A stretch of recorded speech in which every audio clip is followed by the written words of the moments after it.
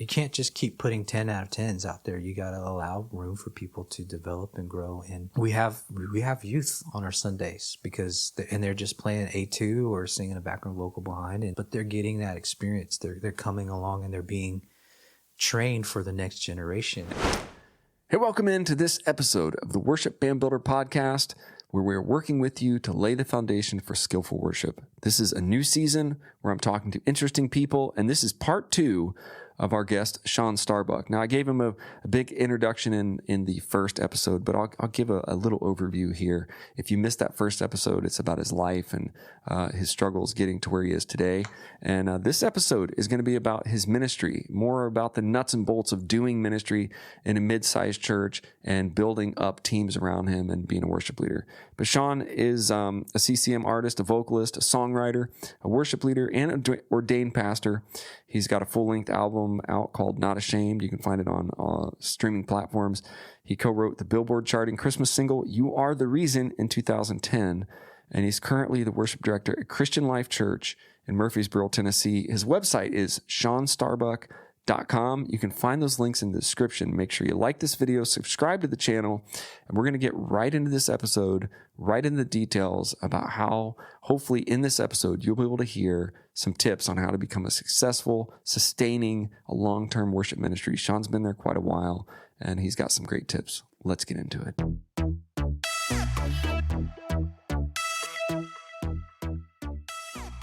You're at Christian Life Church in Murfreesboro, Tennessee. That's how we met. Yep. Funny enough, I was tuning your piano. Yep.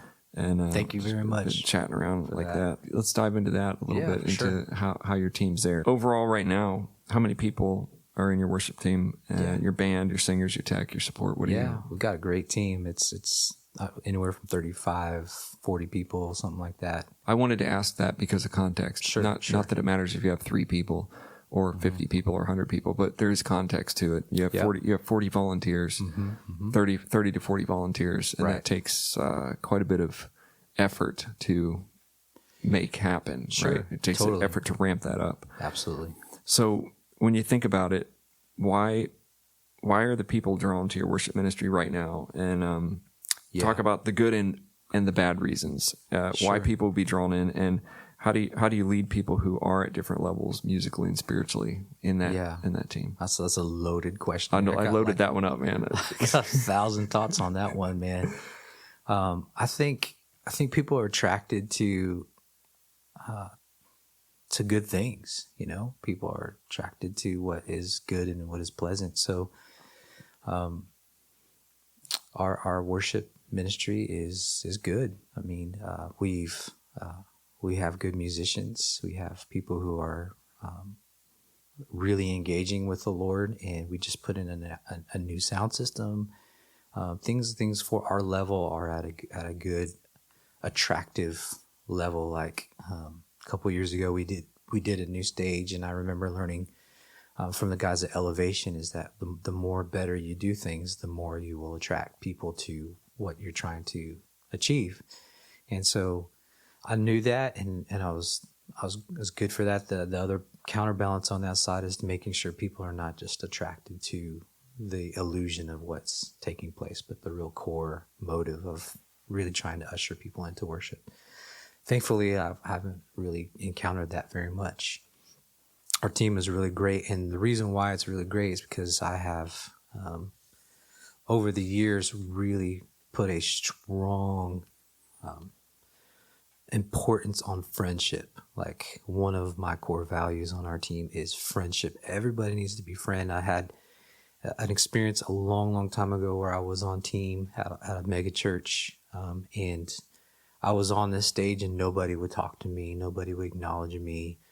There was jealousy. There was, I didn't feel comfortable. I didn't feel like I was part of the team, and that just stuck a hole in my heart for forever. To make sure that the people that are on stage with one another need to like one another, not just when they're scheduled, but do they miss one another? Are they hanging out together? Are they in each other's lives? So this is more of that pastoral side. So being a part of the teams that I've been a part of you're more than just a worship team. You're a worship family, and you belong. And if somebody's sick or someone's in the hospital, you're not there by yourself. You're there with the whole family. But I think that what attracts them is that, one, there's an excellence, that what you do is not just thrown together. It's not trying to figure things out. It's planned. We actually, several years ago, I went to a model of where we plan a month ahead. Like, our songs for next month are already planned. Our teams are practicing them. People show up prepared. That's not the time we practice. That's the time where we just kind of put everything together. I kind of like label our flow, if you will, like you practice at home. That's your own responsibility.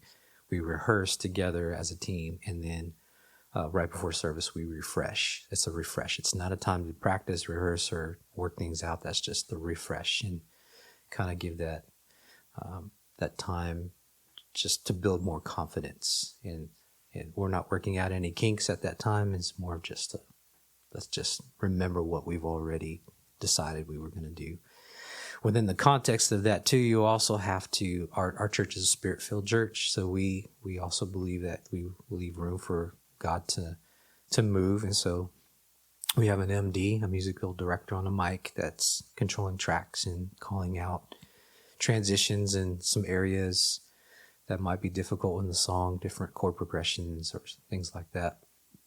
And sometimes our worship leaders will just want to go a different direction. And so there is a little bit of what we call a structure that supports spontaneity in our church. And so I think one of the things about our church that people always comment is that we like how worship is more of an experience. It's more of a journey than it is just singing a sing-along, and I believe that so much that we need to prepare, get everything, get plan A together, but also be ready for plan B kind of thing. Yeah. And I know this because we talked, you're on Loop Community mostly. Yep. And so you're able to create this whole thing.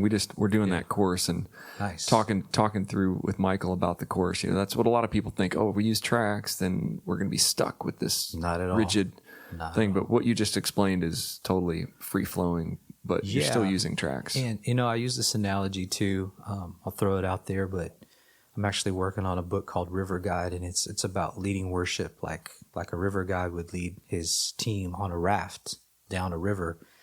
And as you're on that river, you got to think about, it's not about you, it's about the people on the boat with you. So how are you going to lead your team? They're the ones doing the work. Your congregation, they're in the boat. Like, how are you going to lead them through some of these rapids and some of these terrifying things that they may go into? And if you think about it, like getting on a boat with a whole bunch of white water rafting is in a sense like you asking them to, hey, be vulnerable in front of 100, 200, 300,000 people and show them your emotions. Like, oh my gosh, that's frightening. That's terrifying. I don't want to do that. Well, if we can guide them through that process, it's like, let's take this rapid, let's communicate through it and all that kind of stuff. And so we try to think about that. And those river guides, if you look into what they do, is they don't just jump on the river and let's see what happens. They know when the river turns. They know, okay, yesterday the river was at this level, today it's at this level, so we maybe need to make a tighter turn around this corner, or let's go wide around this turn so we don't hit that rock. So it's a worship leaders' responsibility, if you will, is to make sure you communicate with your team and through some of those rapid moments and making sure they're going to get through safe. I remember showing a friend of mine this when it was very early in my thoughts of two pictures. One was a group of people going down a rapid, completely terrified, almost tears in their face, and they're not even in control of the boat at all. Their oars are not doing anything, and they are frightened. And then a second picture of people who were doing it right, and they were smiling, and they were enjoying it, and they were going through it. And so we need to help our team be more like that second. And then the way you do that is through confidence. If your team is not confident in where you're going and how you're going to go into something, then they're going to be terrified. They're not going to be on, in alignment with you. They're going to question you. They're not going to have so much trust. But if you can say, I know where we're going, I know what we're doing, I know how we're going to do it, let's do this, let's talk through this, and then you can get through that. It puts a lot more smiles on their faces, and then our congregation sees our team. We just had a worship night Wednesday night, and my gosh, we were having more fun than I think anybody was on stage. I'm running around talking, like just playing with the drummer and the bass, and we're all laughing, we're all smiling, and we're like, wow, this is so good. We were all in tune with one another, and we were enjoying that experience together. But if we don't know what's going on, we're going to be iPads right there. I'm like looking at every chord, every note. I'm like, what am I supposed to do next? I don't know what the heck I'm supposed to do. But if I already know what I'm supposed to do, that just takes that off the table, and we can enjoy one another and enjoy God's presence and see what He's doing in the room. So much more fun, I think. Yeah, I mean, what you're explaining takes time. Yeah, and that confidence that you're saying. I mean, I think it comes from. Where do you think it comes from?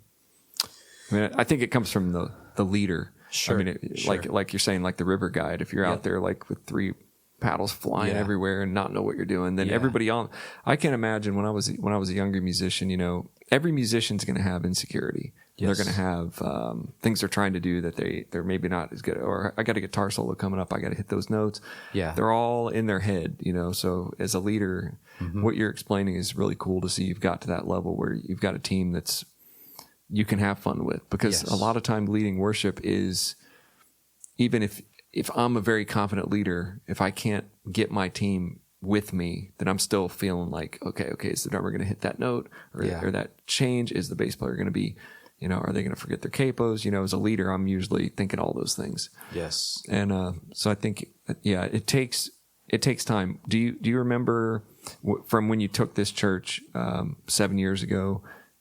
How long did it take you to get where you one day you woke up and was like, okay, I'm feeling pretty confident with this group? How long did that take? Yeah, I mean, fortunately, my pastor was very brilliant in not throwing me in. Like, one of the best things that ever happened to me was he already knew my history at Mosaic and radio and all that kind of stuff. And he was like, I don't want people to know you for what you do, but for who you are. And so, ironically, my wife and I, she was actually on the worship team before I was. When I joined our worship team, she was up there singing. I was playing pads in the back in the dark. And I just had a love for what was happening in this house. Like, I really believed, and I still believe, that this is God's light to the city through this local house.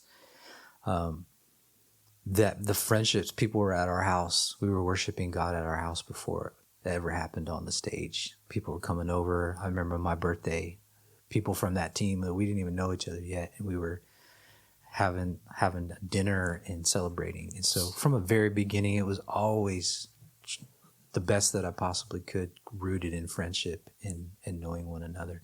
Yeah, it sounds different than some of my experiences where, you know, you take a job and then they're like, all right, you're the guy. The next week you start and you got all these awkward band and all the transition and all the hurt people that are coming along with the last guy just left. I mean, you're I don't have any experience with that. I'm thankful that I don't, but yeah, that can happen. And it happens kind of quick. And it also happens, you're not expecting it, because, you know, you're in the interview process. Everything's great. You know, we got this great church, we got all these people. Then the first week you get there, you realize, oh, you mean the last worship leader quit unexpectedly, and he was having fights with these people.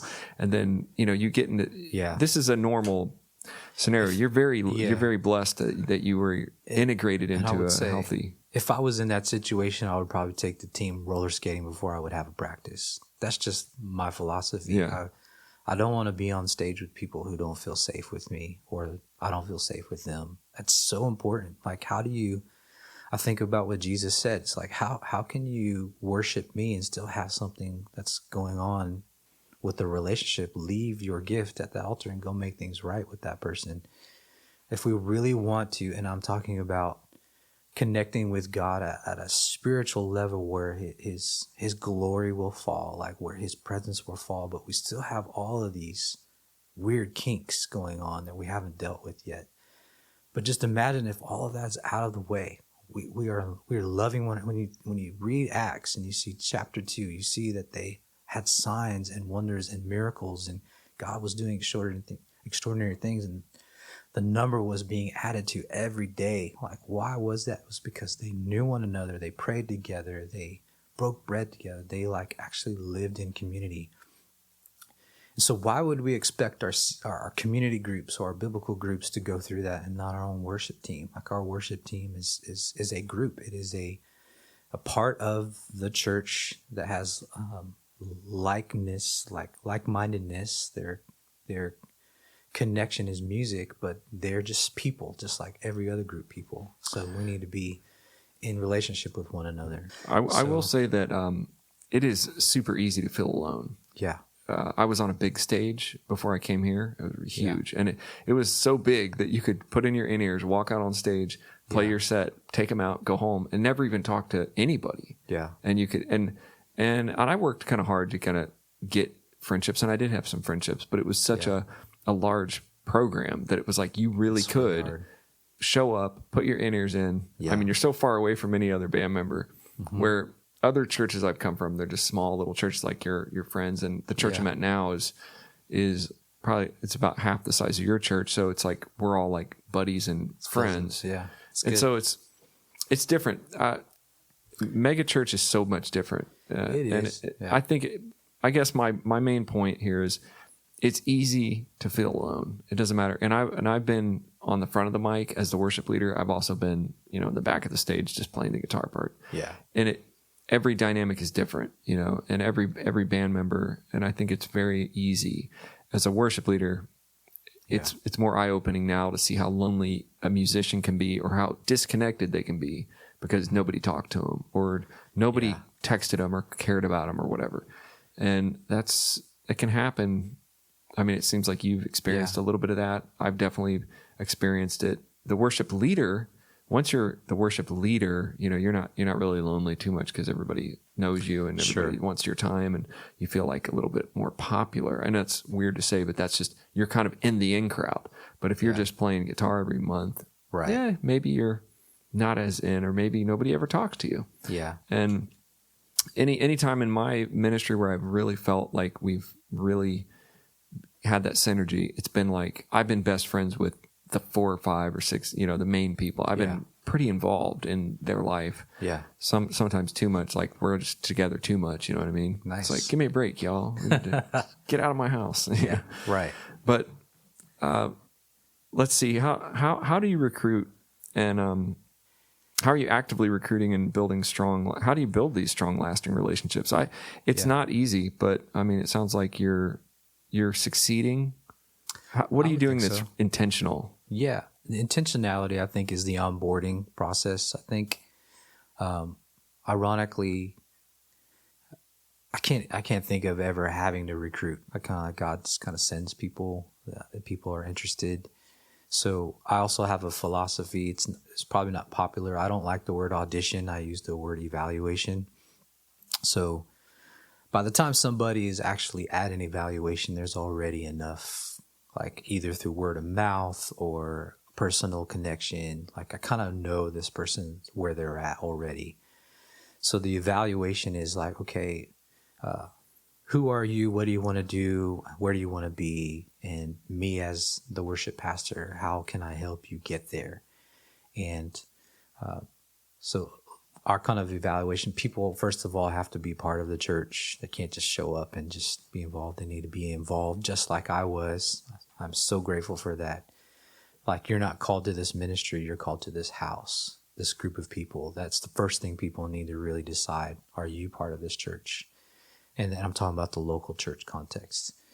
And then once they're there, then you get to know them. That's more of the pastoral. And again, I'm more of pastoral level. I have an assistant, and she's more of the clerical, administrative stuff. But I'll meet with them. We'll get to know each other and share the philosophy of who we are, what we're trying to do. And then I invite people to come and hang out at our practice. Our practices are like technically very short, but time-wise very long. So what I mean by that, people come early and they hang out while people are getting set up. There's conversations happening. People are showing, hey, I got this new pedal. What do you think of this? Things like that. Afterwards, it's like nobody's going home. Everybody's just sitting at the stage talking about what their kids did. So it's a very you create the culture that you want. And I think I did that early on many years ago of like establishing that if you're a part of this team, you need to open up your life to one another and be known by each other. I'll get videos, texts, people that have had vacations, I'll get videos of that, or people who are trying out new gear. What do you think of this? You have to just keep this open communication going on. You know? So clarify for me, if I'm, let's say I'm going to a church 2-3 months and I'm a musician, you know, that's my thing. And I'm just looking up there. Yeah. Where's the road for me? Do I have to come up to you and say, hey, or is there, I'm fishing for any recruiting. Is there a thing in the bulletin that says, nope. There's nothing. So they would have to go, they'd have to kind of wiggle their way into friendships and say, oh, I also play guitar. Oh, you should ask Shawn if... Our church does have a membership class. So if you do want, that's kind of like, if there is a recruiting, that's where it would be, where they take like a gift test or say, where do you want to be involved? And someone would say, I want to be involved in worship. They would send it to me, and then I would then follow up. Okay, that's slightly recruiting. Yeah, I mean, that's a very soft recruiting. Well, I learned this. This is for me. This is not for everybody, but a long time ago, I don't like recruiting because then I get sent people that I have to disappoint. So I would rather kind of like word of mouth. And there's enough people in my church that I'm like, hey, is there anybody in the congregation that we don't know about that maybe we should pursue? And you know, I talked about the worship pastor that was really a strong mentor to me, and he was always recruiting. And I think if we could have that mentality that I'm not recruiting to my team, I'm recruiting to the church. So after church and before service, I'm in the congregation, shaking hands, meeting people. If there's someone I don't know, I'm saying, oh, what are you interested in? So regardless if it's worship ministry or kids ministry or hosting or whatever it is, you can, if your team or if your church has hey, we're going to just naturally, not necessarily recruit, but point people to where they can get involved. Then you are kind of actively recruiting in your mind. Then. You are. I mean, I call it ask because I was a tech director at our church for a year or two, and I just would ask everybody. They come to we were kind of like, we need people. Mm-hmm. So every time, oh, hey, how you doing? I'm new. What do you do? Yeah. Well, I used to run sound. Okay. And I'd be like getting their phone number right there. Like that's how I'm recruiting. It's not, it's an active kind of antenna, like who's going to be the next person. Yeah. And I think that's, if you're in a smaller church and you're struggling, then maybe you're going in front of the stage and going, hey, we need musicians or whatever. If you're in a medium level church, you're kind of being zoned in on who's your next person. Sure. So that leads me to this. How are you building future leaders? I know your team is sort of, you're shifting your role a little bit and you're building leaders, but how do you build the leaders for your team, and how do you balance your role as a leader with other leadership on your team? And that's I find that's tricky to be like, you know, you are the worship pastor and you're like the head worship. Yeah, I think I hold that spiritual accountability for our team, but I share it with the team. So like, again, like this year, our big focus for Emily and I've talked about, my assistant and the directors. It's like, let's give everything away. Everything belongs to the team, whatever, in some way. Somebody has to own something. And that's not necessarily like a dictator ownership, but a steward ownership. Like God calls us to stewards. So whatever's, hey, and I believe in section leaders, like, hey man, maybe there's somebody over the bass, a drummer. Like I have sections where people can kind of just connect at an even deeper level. Like maybe you're on the worship team, but maybe a drummer is not necessarily in with a singer. They don't really share as much in common, but the drummers can all hang out and go to the drum store and hit on drums and say, man, that sounds good. Or this, man, why did they make that one? But just kind of building connection and stuff like that. So how do you it sounds like a very organic approach. How do you find when you get this drummer? I mean, is it like you're the drum leader? I mean, in our church, we sort of have a drum leader, but they just kind of rise into leadership. Everybody can just know, like, maybe it's just because he's the best drummer and everybody's like, hey, he knows everything about drums. He's the leader. You could go that way, the way that then ego and that's what I'm saying. How do you kind of like have to do you have a master plan? It's not a master plan, but it's more of a facilitator role.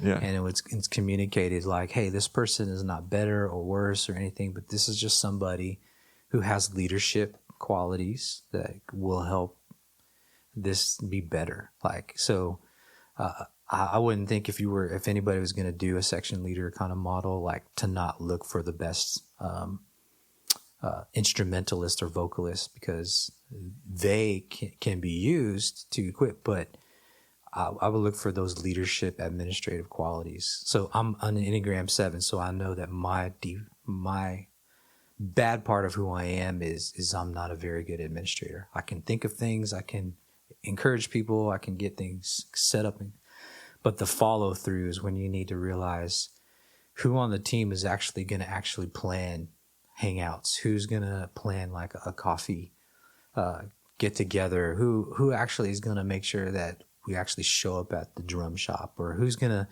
plan that hockey, game that we're all going to go to. It's not going to be me. I'm going to throw it out there. I'm going to say, let's do this. And then like 12 weeks go by and it never happens. So is this section model that you have, is it specific? Do you say, all right, Charlie, you're going to take on this role as the drum section leader, and then it's announced like Charlie's our drum section leader? Do you have? It's different seasons kind of like that? Require different. So like, yeah, there have been times where they had drums and bass individually, but at times it makes more sense. Okay, drums and bass is really the rhythm. They are the one holding down the pocket. It's better for them to connect as bass and drums. And then other times it's like, okay, well, there's bass is part of guitar, so let's put bass guitars with electric guitars and acoustic guitars because they're all guitars. So I've tried different things, and I think trying to cross-pollinate as much as possible has been like the better approach versus singling, because then you start to create even cliques within the group, So trying to keep it together, it's a little bit of a dance, if you will. You got to kind of monitor it. You can't just be like, here's the formula. You can start with it, but you need to evaluate for your season, for your team, of how you're going to. But yes, you do have to clarify who that person is, because if you don't, then people will either judge or, like, compete. They're not doing what they're doing. I could do it better. But if you build in again this friendship and this support, and when we read the Bible says, do everything with building each other up, edify one another. And if you can approach this level or this model, if anybody ever tries it, is that it is not a leader, it is a facilitator. It is just a person who says, I kind of like organization. I kind of like making sure things get done. I will do that. And then, so it could vary. And it has been where my wife is a vocal coach. We will plan a vocal workshop, have everybody come, and she's the one who leads it, but she's not the one who set it up. She's not the one. I picked the videos we were going to watch. Somebody else picked some of the other elements, and she's the one who's there as the seniority of what it is to be a vocal coach. When something comes up on the video that creates a dialogue, she can actually answer it. So it's never a hierarchy. It's more of a like, who's gifted in which area. And I believe that so much too, I'll say that too, is that everyone on the team has secondary gifts that you should really tap into. So it's not just musicians and singers on your team, but what other gifts do they have that can help bring the team to another level? Maybe it's hospitality. That person is like, they love to bake, or they like to do, maybe they bring, muffins to the church on Sunday morning for the team, or, whatever other gifts there might be. I've had more powerful worship services when the prayer team has prayed over the team versus the worship team praying for us. Like, hey, Jimmy, would you come and would you pray over the team, pray a blessing of anointing? So using the other gifts to help grow that worship ministry and make it more healthy. Yeah, I think the section leader experience I have, and that is at the bigger church I played, there was a guitar player. He was clearly the lead guy. I mean, he was amazing. I mean, he was just Talk there. About yourself. No, it wasn't me. I wish.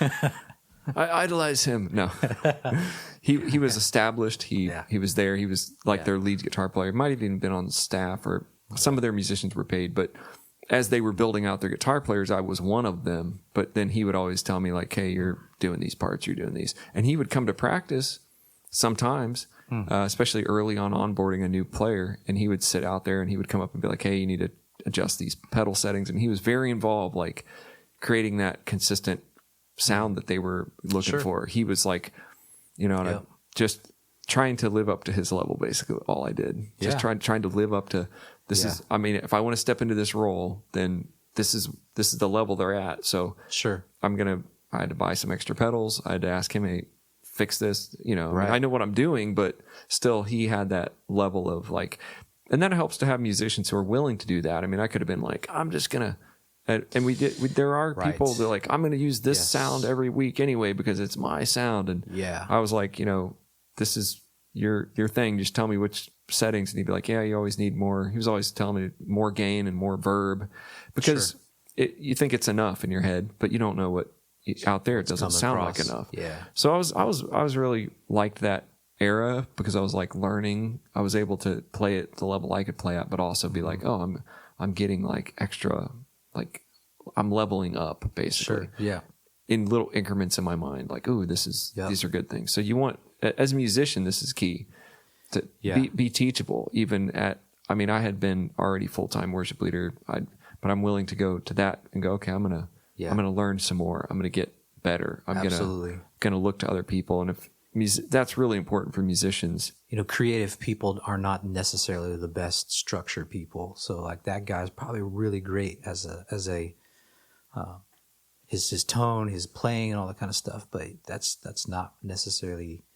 If he was to be the section leader, he would be held back from accomplishing what he could actually bring, which would be, let me teach you and move you along. And then you had somebody behind him who was making sure that it was all like working out and stuff.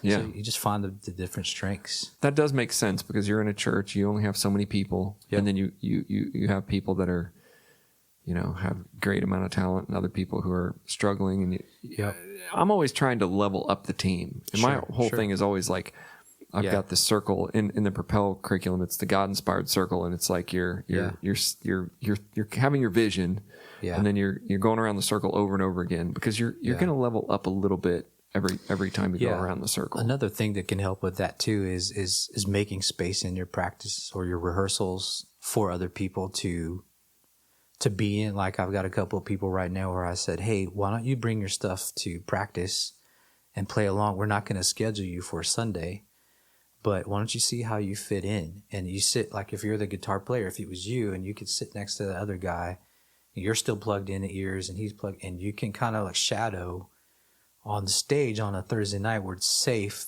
and you're really not, we just don't put you in the mix or nobody puts you in the ears, but you can kind of experience what this is like, and you're kind of like being pulled, like kind of towed into that experience. And then when you're ready, when I notice you're getting it, your tone's getting there, you're getting cleaner on those chords or whatever it is that you're doing, why don't we try you on a Sunday?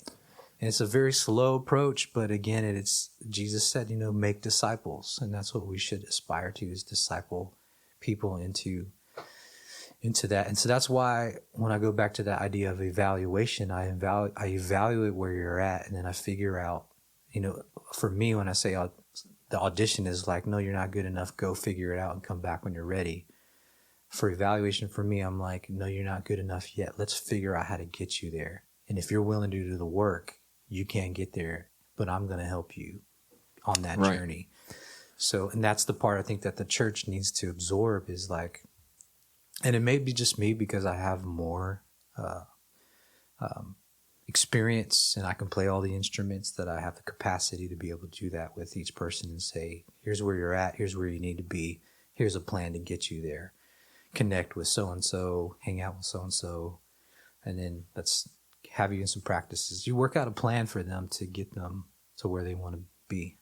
Yeah, because I'm always relating this to these past experiences, but I've been on stage since I was in the 8th grade, so I'm not afraid to be on stage. Yeah. But this church I was playing with, quite bigger than the other churches I've been leading at.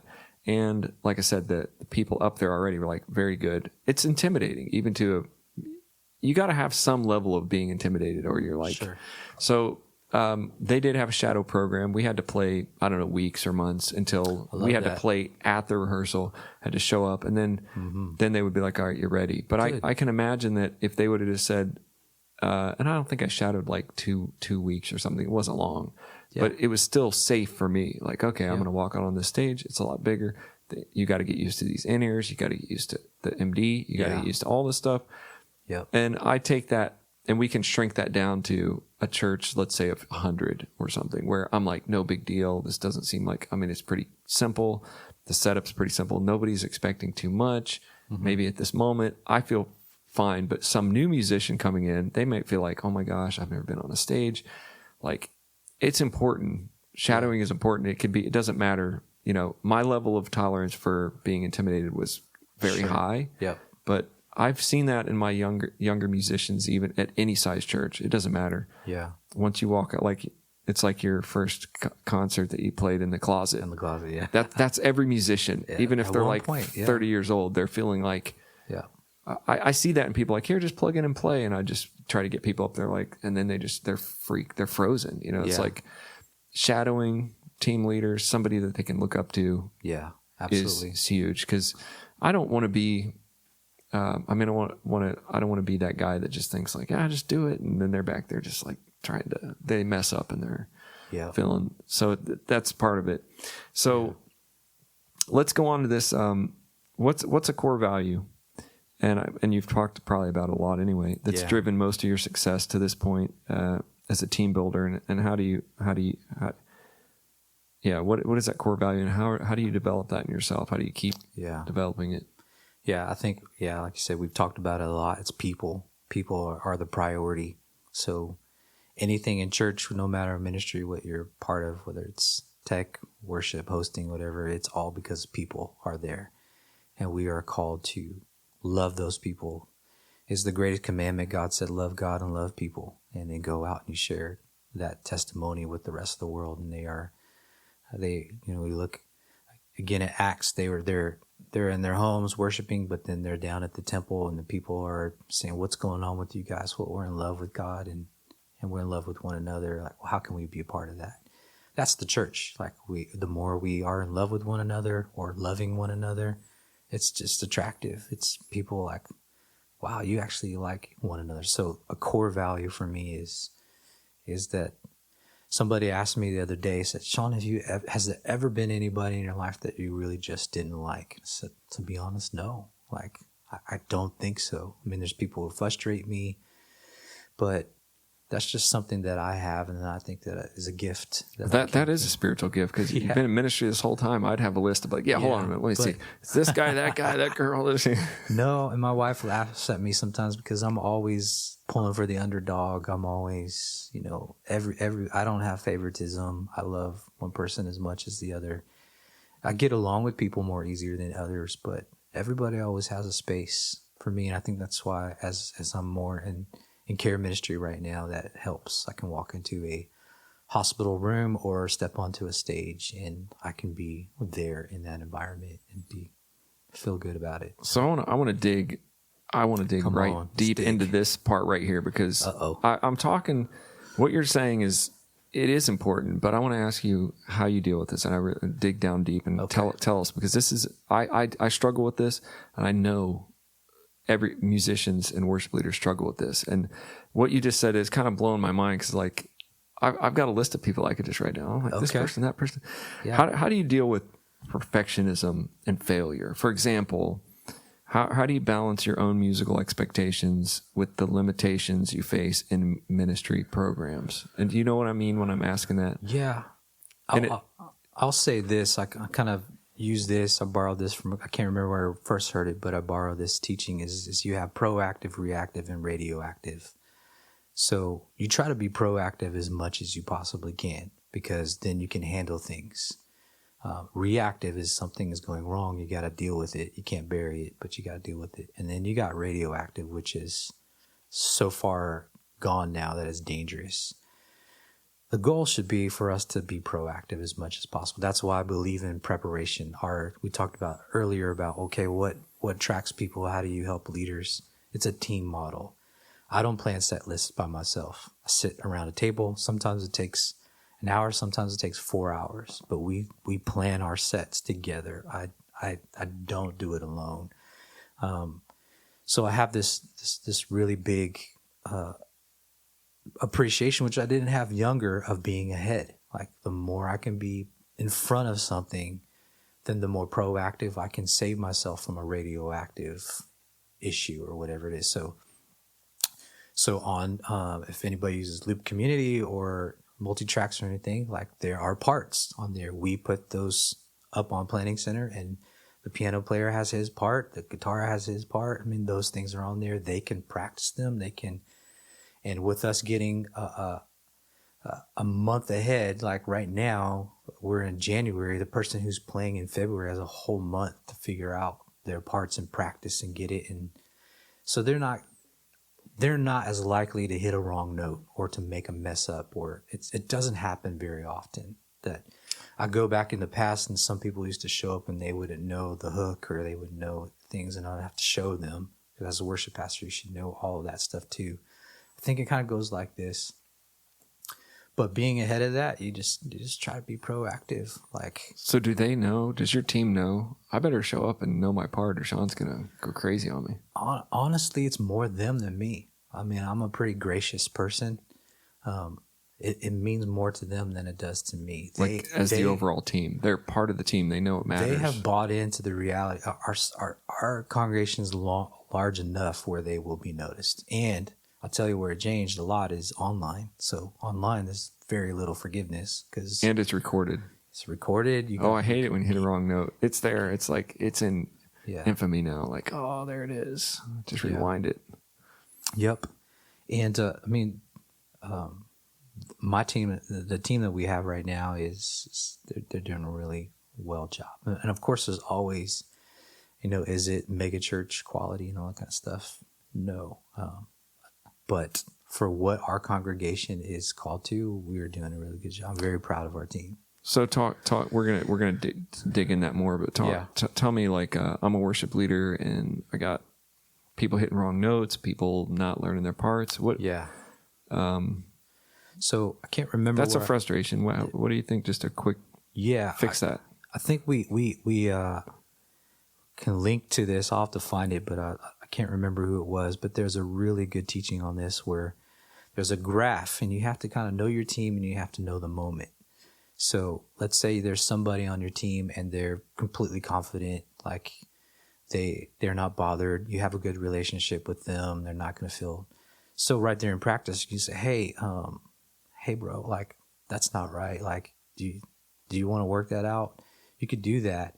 But let's say you have somebody on your team who's not confident and you don't have a really good relationship with them. Well, the worst thing you could do is call them out in front of everybody on the team right there in that moment. So an example is you could say, hey, we've been doing this for half an hour. Why don't we take a break? Everybody go grab some water, go to the bathroom.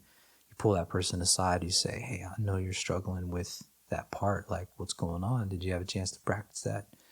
I didn't have it. I mean, so-and-so, this and blah, blah, blah. And you're like, okay, well, hey, why don't we just leave that off right now? And why don't you practice? I mean, so you deal with it. You need to know how to handle a situation. I would just heckle him from the microphone. You would have tackled him from the microphone? Heckle him. Just heckle him? You stink. Yeah. And see, get your parts together. No, but I think that's happened too. Yeah. That circles back to your people comment, because anytime I've been in leadership, like when it's my team, and even if I'm in the secondary leadership where I'm at now, where I lead some, but I'm not like a worship leader, or when I was the tech director, those people already know I love them, and I'm pretty easygoing, so I can say whatever I want usually, and they're like, they get it because I'm their friend. Right. If you don't have that, it's really hard to even, like, I don't want to bring up to Bob that he keeps playing the rhythms wrong. Yep. And then it becomes a toxic. Maybe you're saying that's radioactive. It becomes. Now you can't even talk to Bob because he's going to be mad. I'll tell you where I've dealt more rather than notes is tone or technique is where you find that issue. Guitar players, drummers playing like a drum machine. You're like, I need you to feel it more, or the guitar player's too dry and you need it wet. And those are more of again, that comes around. You have to realize that that practice is the very small part of what you actually are trying to accomplish. It's relationship. It's building that out. It's being ahead of the game. For any worship leader that is listening, like, you have to realize that you are the servant leader. Jesus was the servant to his disciples. He washed their feet. He made sure that they were equipped. So we as leaders need to be concerned with our own success, but even more so, how are we helping our team succeed? And you have to give them the resources, give them the training, give them the encouragement, give them the feedback. Like, you really have to pastor your team and think about you are more than just a band director. You are a life coach to them as well. So yeah, and I think I was classically trained and in university, it's different than like church, because it's like, oh, we're just playing. It's okay if it's this and that. And my background is much more like, that's not okay. Yeah. And so it can be a D is a D. Don't play a D half or like D sharp. Yeah. It's a little strange when you're, I'm a little intense on that, but I think being trained in a different way than just, but I think it's okay to set your expectations. I mean, for me, I had to, because that's why I said, how do you deal with your perfectionism and your failures in a team and your expectations? Like, I want it to be this, but it's only this. And I love your answer, because I resonate with all that, like working ahead, planning ahead. And then really, if you're not into the people, it's weird. It gets really dry if you're just trying to crank out music, but you don't like the people you're playing with. Right. My first band was in 8th grade, and all through my early life of being in a band, I was in a band with my best friends. Nice. So that's how I feel like church should be. And it sounds like, oh, for sure, that's where you're at. Absolutely. It's the best 100%. place. If you're in a band with people you don't like, you got to start moving around, get some new band members, or start being friends with them. Yep. Start doing go bowling, go roller skating, have a picnic, whatever. Just let people hang out with one another. Yeah. It's weird, because I think the church, I'll just make general statements about the church or whatever. In our ministries, it is sort of like that. Okay, you're the worship leader, here's these people. And I think we can just get in that vibe where I'm just paid to be here and I'm doing this thing with these people, and it could be that way, but it's never been fun for me that way. It's always been, I've always been, and I always thought maybe it was a flaw, but as I'm talking to you and thinking about it, it's probably not. I always wanted I wanted to be in a band with my friends. And Absolutely. If we're in church, and I've had moments where that's happened through my ministry through the last 20 years, where it's like, and that's the best time. So if you're struggling and you're like, man, and you're having these, what do you call them, radioactive moments, you just gotta, I think, go back to get away from it. Go back to people. Go back to, does it really matter? At the end of the day, there's a lot of pressure. And one time, in one part of my ministry, I always felt like I'm the worship jukebox. You stick in a quarter, you get out a song. That's what it started feeling like in one of my ministry positions, and that was not good for me. And it ended. It ended after not too long after that. And I was glad. I was like, "This is good. It's over." But if you're feeling like the worship jukebox, you're feeling like you're basically hired in as a worship leader, and some of it's like your job is to create all this, the tech, the worship, all this stuff is all on you. And then if somebody messes up, it's on you. And then this and people, you're dealing with that. So I think at that time of ministry, I was really burned out. Did you know that my channel statistics show that only about half of you watching right now are subscribed to the channel? If you're enjoying these sessions, please take a moment, hit the subscribe button. If you do that, I promise I'll work hard to make this channel bigger and better with every single episode. And just one more thing. There are over 1,000 video tutorials on the new Worship the King platform that cover everything from guitar, drums, bass, vocals, live stream mixing, audio tech, and more. Through the Worship Band Builder and Propel Mentorship Program, we can work together and take your church to the next level in worship and tech. To learn more, go to worshiptheking.com and click apply.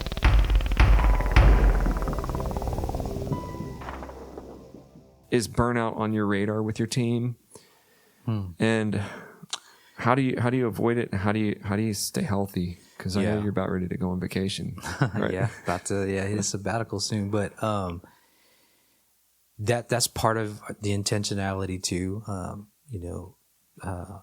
Emily, she does all of our scheduling, and she does a lot of it, and I look over it.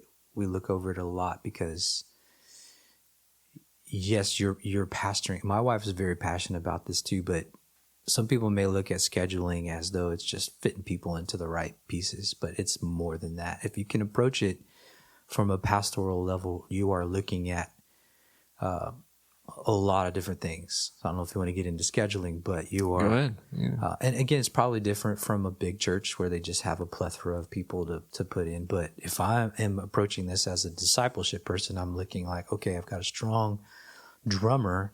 Let's put that bass player that's a little bit more challenging with that strong drummer, so that drummer can pull that bass player up a little bit. And if you put a drummer that's not so good, a bass player that's not so good, and a guitar player that's not so good, and then a worship leader, all of a sudden it starts falling apart. And then you schedule me to lead worship that week. I'm going to be. Yeah. And then you're like, get it right. Why did you put me with these people? Right. But I don't know if this is right or wrong. It's just my philosophy, but there needs to be some of that. Otherwise, you're not giving a space for people to develop and grow in. You can't have, at least at our level of church, 10 out of 10s. And I remember when I first started leading worship, my wife was so back on me on this. Like, you can't stop. You can't just keep putting 10 out of 10s out there. You got to allow room for people to develop and grow. And again, that can be in a practice, but we have youth on our Sundays and they're just playing A2 or singing a background vocal behind. And yeah, maybe they're not in the mix as much, but they're getting that experience. They're coming along and they're being trained for the next generation. I won't be there. Like, we won't be there in 10, 20 years. It'll be this next generation. So if we don't help them make that transition and fall in love with the church, then it's bad news in my opinion. But real bad. Yeah, we've got a lot of youth in our team right now. Good. Kids awesome. that were.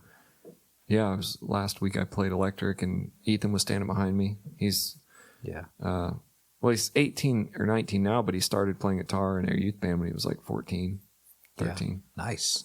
So we actually have a drummer who's like 14. Yeah. It blew me away. I mean, he started playing in the youth band, and then I was gone for a while. I came back. He was playing in the main service, which I thought, he was only 13, I think. I think if we can give people a chance, quick story. Jonathan, I first heard him play drums when he was 14 years old in the basement of his parents' house. I pulled him into playing at youth and college. He ended up living with me for a little while when he was going through college. Long story short, from 14 to later on, he ended up becoming the worship pastor of that church that we were involved in many years over that time. So you just never know what potential people have, and you got to kind of just, one eye closed, one eye open kind of thing, but take some risks on some people. Yeah, I think you're right. I mean, I have that sort of, I know some people will just tell me, like, every time we talk, you want me to do this. I'm like, yeah, but if I'm in the director role right now, you better believe I'm going to be like trying to pull you in and trying to get you. Yeah. And our whole tech booth is like kids that are. It's strange because now they're like 12 and they're running Pro Presenter and doing stuff. We've got our youth group doing it now. Yeah, it's kind of interesting. They're smart, man. They're eager for it too. And they kind of have to come, so they can't. Their parents if they got good parents, they're coming. They're making them. Mm-hmm. So we have a 16-year-old running our live stream now. I mean, it's weird that we've just kind of done that, and that's always been part of my Worship the King and the band builder thing. Is like get them in there young and like just teach them how to do it. Yeah. But I actually like playing with the young musicians because they remind me of myself when I was younger. I'm like, they're excited. They're always buying pedals and telling me stuff like this. Yeah. I'm like, yeah, just keep going. Yeah. But I did struggle with that. You can struggle with that if you got the drummer that you love. You want him back there every time. Sometimes you got a drummer that's not as tight. And I've chilled out a lot the last couple of years anyway. So that's why that pre-planning helps you too. Like we make our schedule. Like, first of all, start with who's the worship leaders, who's going to be there. We also share worship. There's not one worship leader on stage ever. It's usually 2-3 worship leaders at a time, and they're sharing that. But if you make your worship leader schedule, then you make your band schedule, then when you're picking your songs, okay, this is who we have. So-and-so drummer is able to do this song well, but not so much that one. It helps if you think about it as one big thing that all flows together and is aligned together versus separated pieces. They all flow together. That's what I mean. Like your scheduling fits in to your song selection, fits into your worship leading. It all has to kind of flow together. So does your wife, you said she does the scheduling? She doesn't do it anymore, but she's just so much passionate about it. She'll sometimes take a look at it, and she's more of the vocalist, and she kind of knows, okay, this person probably would go here, or this is going on. And well, she's very relational, so she knows what's going on in someone's life. Maybe you should give them this one off and kind of back off this month and give them a break, but still invite them. So it'll be like this thing. They're probably going to say no, but you should still invite them, send them an invitation anyways, but just expect that they're going to decline. So that's kind of those, I don't know if you want to say politics of the world. You have to play some of those things so that that person knows, hey, it was nice to be invited. They know I can't do it. I'm going to decline. But all along we know that that's going to go in that direction anyways. But if you never schedule them, then they're going to think, oh, they know what's going on in my life. They don't want me on stage anymore. They don't like me anymore. So it's all those mind games and stuff too. So you have to think of from a pastoral perspective. If you know the people, if you know what's going on in their life, and you know what's going on in your team and where the church is at, it's also great when you can ask your pastors, your communicators, is there any way we can know where you're going, like the sermon series or direction, so you can help support that as well too. So your pastor, everybody sees this worship thing going on, and it's all going great. Everybody's singing, it's wonderful, and it can look like it's really simple, like, oh, they just did worship, but you're like the mastermind of all this stuff behind the scenes. Do you ever drive around and just think like how intricate it really is what you're doing? Yeah, I don't know, man. I don't know how. I think a lot of what I've done in my life just got to be God. Yeah. Like, I mean, even just like doing like a house project around the house, somehow it happens. And I'm like, how did I really do that? I just knew how to do it. So yeah, I kind of highlighted that because I want people listening to this, people who want to be a worship leader, people who are thinking about being a worship leader, or worship leaders who are just struggling and going like, man, it's not working. Listening to you is sort of, it's brought up to the surface all of the intricacies and things that you're doing. Because when you, as a worship leader, I think sometimes we can just think, we want to go up there, we want to lead worship, and we want it to be awesome. We want it all to fall in place. Yeah. But have we really done the hard work? Have we really done planning a month or two in advance? Have we really picked the right songs for the right people? Have we really put the right musicians together? Yeah.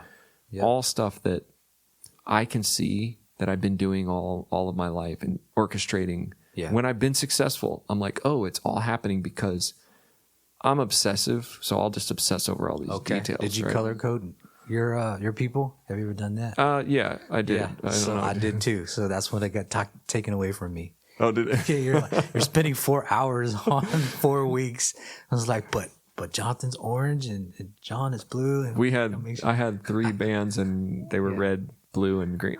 I've done some weird stuff, but you start to notice who plays together well and when I'm up there and I'm playing, I'm like, this isn't jiving. I'm just like, I'm not going to do that again. And so I guess you can obsessively do it, but if you're a worship leader or want to be a worship leader, and I know a lot of people in Propel and through my side are learning. Yeah. None of this comes overnight. And that's why I kind of asked you, it can take, for me, I took a church because your answer was too good. It was too like, oh, it was so easy. It just happened. It flowed in from the back. And that's rare. I will tell you that is rare. The last church I took many years ago, it took me like about 3 or 4 years to build a team. And and then it was like, okay, this is where I started feeling like really comfortable and they started feeling comfortable, but that's relational.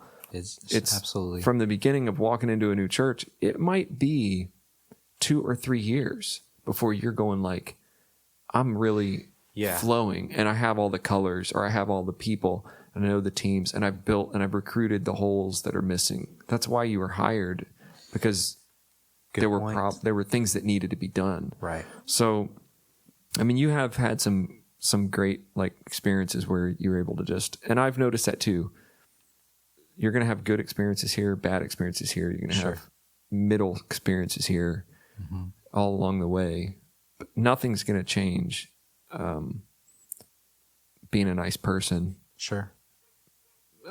taking care of the people, planning ahead, doing all the stuff that I talk about in Propel. Propel is very technical. It's not very pastoral. It's very technical. Great. Yeah. It's a lot of like how you would technically do this. A lot of the stuff your success is coming because of those technical things.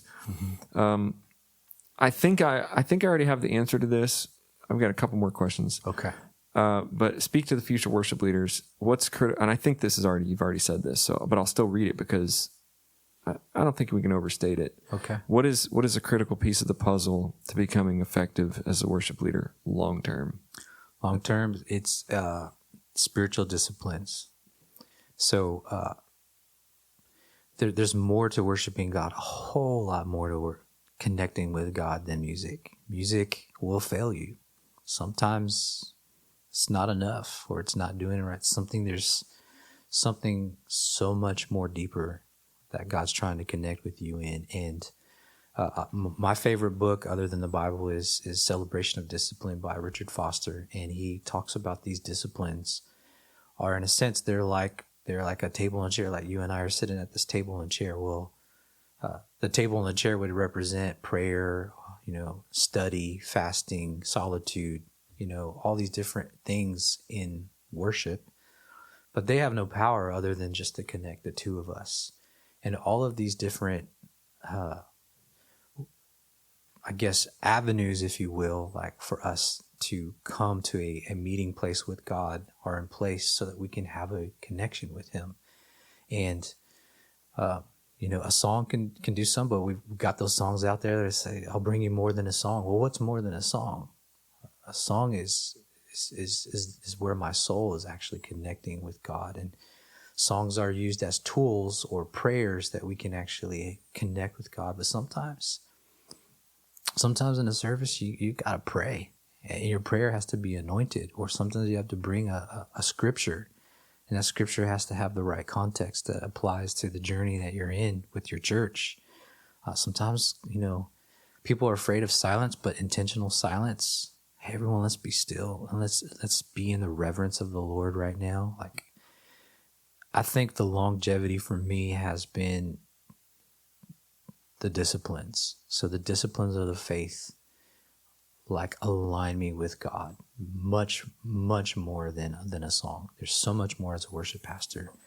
And you have to have that quiet time. You have to have accountability. So I also, I'm not alone in my worship leading. I have friends, I have mentors, I have people. If you are talking to people that are struggling out there, pick up the phone and call the church down the road and say, I'm struggling. Can I buy you a cup of coffee? I just need to talk this out with you. We have to realize that we're not just the Baptist church or the Assembly of God. We are just the church of that city, and we need to be together and help one another. For a while, I had a thing called an alliance. It was like just getting different worship leaders in my city around a table at Panera and saying, what's going on with you? How are you going? What are you going through? Is there anyone here that can help? Is there anyone that can just speak into that? Or can we pray for each other? And just know, again, it comes back to knowing one another. So the disciplines is good for longevity. I think having other people in your life is longevity, and then seeing yourself as a part of a bigger purpose than just your team. You're a part of the church. You're part of this house. So knowing the mission of your house, the vision of your house, will keep you motivated and keep you excited. So if you're a very missional church and you haven't gone out and done a concert like where homeless people hang out, like maybe that's something you want to think about. Like, how can I take my team and introduce them to the vision of this house? If just tie into a bigger part of where you're at, and you'll find that there's so many opportunities for you to do a lot of different things. So yeah, I think what resonates with me right there is that you're not alone. not alone. I mean, you can feel alone. Worship leaders, I'm sure, pastors feel alone. Worship leaders probably feel alone too. I guess I do. Everybody feels alone. That's something I learned. Maybe that was during the whole 2020 debacle. Everybody's alone. Yeah. And I don't think you have to be. You don't have to be. You can call. You can be. It's funny how you can be going through all this stuff, and if you just sit down and talk to somebody outside of your circle and be like, "Here's what's going on," they're like, "Oh, well, this is here. Here's why that's happening."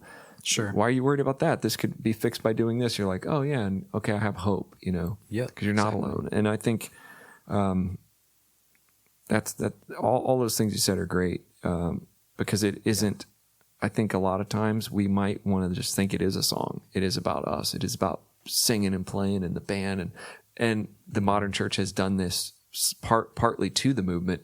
You got the fog, you got the lights, you got the haze, you got this. All this stuff can be good, but it isn't. That isn't the reason we're all here. That can make you feel alone if you're not connected to Christ. If you're not connected to the mission. Yeah. I feel like there's a lot of noise, and I think that those things you're saying are huge for worship leaders who are starting. Sure. Don't go down that road where it's like all about that, or if you're just already burned out, where you're like, I don't even know why I'm doing this. I'm just the jukebox. Just stick another quarter in, I'll sing you a song. Yeah. And you may use that, but it can be so much more. I mean, like Brother Lawrence in his book, he was a dishwasher, and he said, practice the presence of God. It's like you can practice God's presence anywhere with anything that you're doing. Right. You can turn anything that is going on into an act of worship. And so I think that we can do things well, but you got to find that deeper layer that, Yeah. There's something else I was going to say right now. It was really good too. Oh, well. Yeah. Well, I got a question. Yeah. This is my last one. If you think of that, tell me what you think if you think of that. What's and you said you were going to write a book. Maybe that's part of it. What's one of your big future goals? This is about you. Something you're dreaming to accomplish in your ministry, music, or family. What do you got? Because I'm a big dreamer. I'm always thinking like the next thing. What do you? Can be your family, your ministry, music, your book. What? Yeah, I mean, sabbatical is going to help with that, but for 20 years, the scripture 7:14 comes from 2 Chronicles 7:14 has always been this thing in front of me that God's been talking to me about, and the address of my house is 2714. God just paints it everywhere around my life, and so I've been kind of just seeking God about what this is, but just quickly, the context of 2 Chronicles 7:14 is that David has dreamed of a place that will host God's presence to the highest level on the earth. Like, this is his dream. Unfortunately, because of his life and his things, he can't do it, so he passes this dream down to his son Solomon. And Solomon takes this dream and he builds this temple for God that is of the best of best. He brings in the cedar wood from out of country and gold and all these things, and he makes this wonderful resting place for God's presence. And in 2 Chronicles 7, this fire comes down. God consecrates this in response to his hope that Solomon would build this place. And God says, 2 Chronicles 7:14, if my people who are called by my name will humble themselves and pray and seek my face and turn from their wicked ways, then I will hear from heaven. I will forgive their sin and I will heal their land, and my eyes will be open and my ears will be attentive to the prayers that are offered in this place. And so in this, my heart is to try to help develop worship leaders, musicians, people of God to develop their life like Solomon's heart was to develop the temple. And the temple is now us. We are the temple of God's presence. We host the extraordinary presence of God. And so equipping people, training people, inspiring people to build their lives in such a way that will host God's presence, where that Shekinah glory shows up. God's presence, he comes down and he sends that fire right into the middle of that place, and he's pleased? Are we building our lives in such a way where God's presence is being hosted with the best of the best of the best? And Psalm 66, I love this. It says to make his praise glorious. And we can get confused in this and say, okay, glorious, that means like the fog and all that kind of stuff. But glory means, glorious in my opinion, is saying it's the glory of God. And so if I'm going to make his praise glorious, I want to glorify him with my life. And so glorifying God means to glorify him in my marriage, in my parenting, in my physical exercise, in my mental stability, in my emotional state, in my craft. And so just building lives that are on purpose, that are really full of the best of the best, the best that we can put in there. And I have a heart to really come along worship leaders and to encourage. I've reached out to the guys that I know now and say, how can I be a help to you? How can I encourage you? Like, I don't have to do anything, or I can do a lot for you. What do you need? Because I just think that building that temple like Solomon did so many years ago is kind of our same desire today. What can we build to host the presence of God? And if you look at Israel, sees this happening, all the people around, and it says that everybody had to stop doing what they're doing because God's presence was so strong that the priests couldn't even perform their duties anymore. Like, are we putting things in our lives to that level of excellence that God's glory would be to that level? And I believe in the supernatural presence of God. I've encountered him that way. I've felt him.